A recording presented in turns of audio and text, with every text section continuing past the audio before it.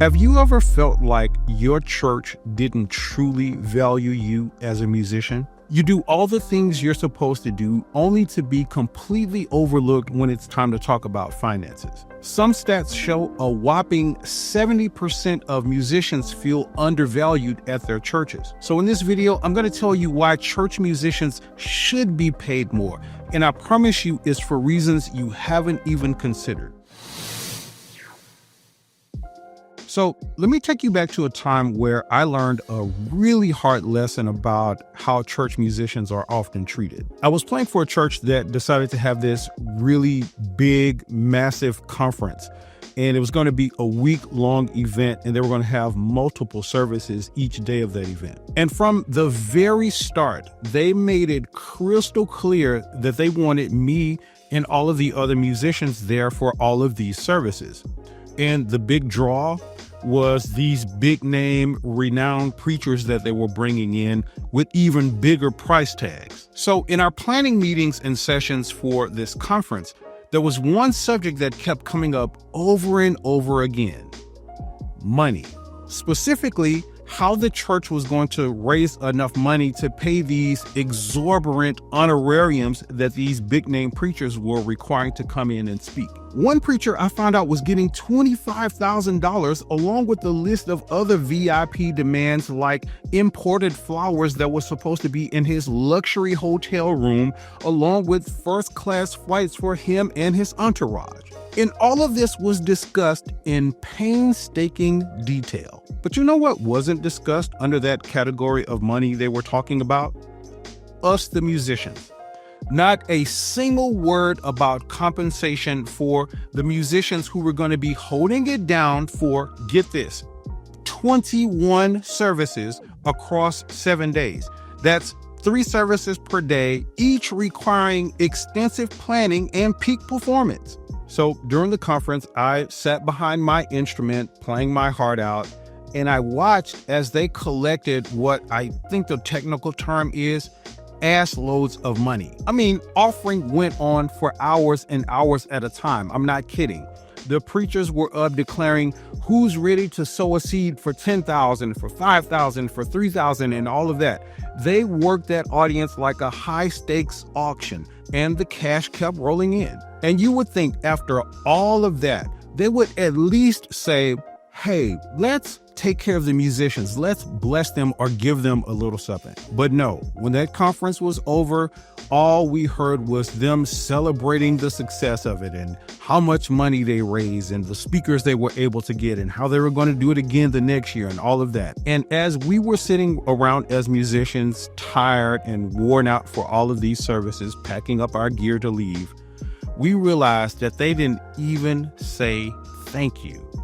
After pouring everything I had into these 21 services in a week, my paycheck for this monumental event was $0. It was a slap in the face, and it was a moment that really made me question my worth and my role in a system that seemed blind to the contributions of its own musicians. And here's the kicker. This isn't even an isolated story. This is the story of many church musicians who show up and give their all and feel undervalued and underappreciated.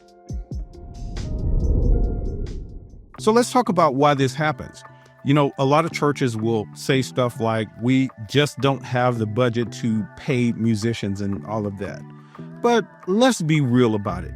These same churches that say that always find the money to do what they want to do, to upgrade sound systems and get screens, and yes, pay extravagant honorariums for speakers to come in. I think the real problem is just that a lot of church leaders don't truly understand the value of church musicians, not just in terms of the music, but the overall church experience. Musicians aren't just background noise.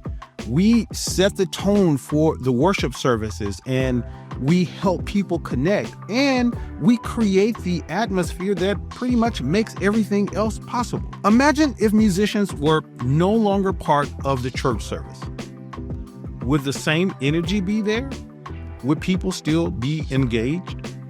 The reality is, musicians are the backbone of modern church services. And that level of responsibility deserves respect and compensation.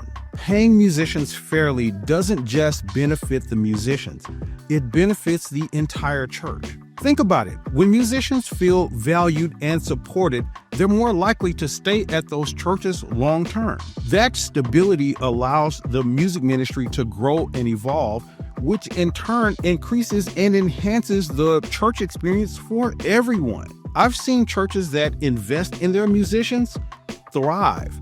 The relationships between the musicians and the leaders and the congregations deepen. The music gets better over time because the musicians aren't stretched thin trying to juggle multiple gigs and such just to pay their bills. And the entire church community as a whole is more cohesive and inspired. Now, if you're getting value out of this video so far, do me a quick favor and subscribe to the channel. That helps out with everything that's going on around here, and it lets me know you really appreciate the content.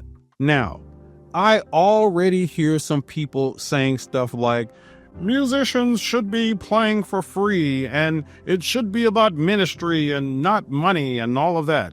And yes, that's how they sound when they say it. But here's the thing.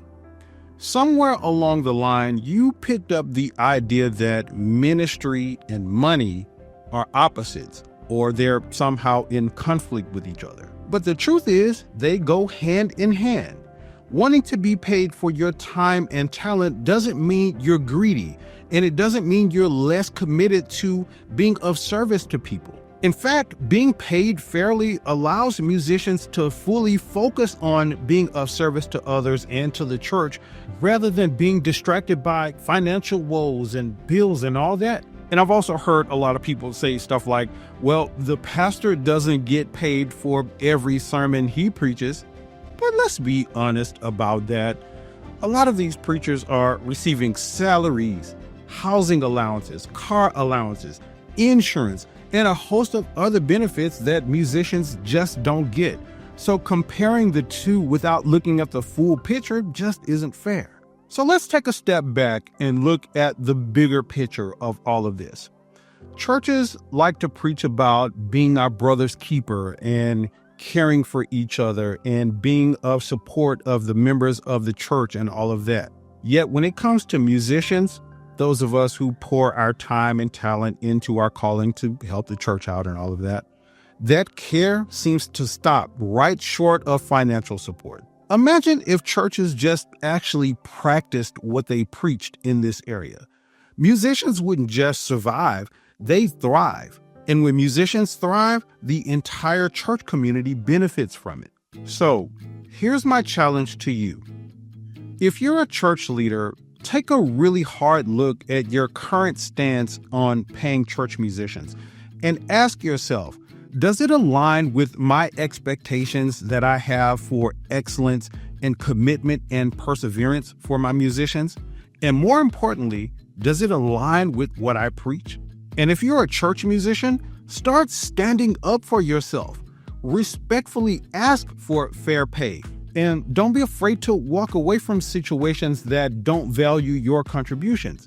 Remember, your time and your talent and your dedication are worth something. Now, we've talked about why church musicians deserve better pay, but there's one key factor that most musicians overlook when negotiating their compensation. So check out this video where I dive into why this overlooked aspect could make the difference in you getting what you truly deserve.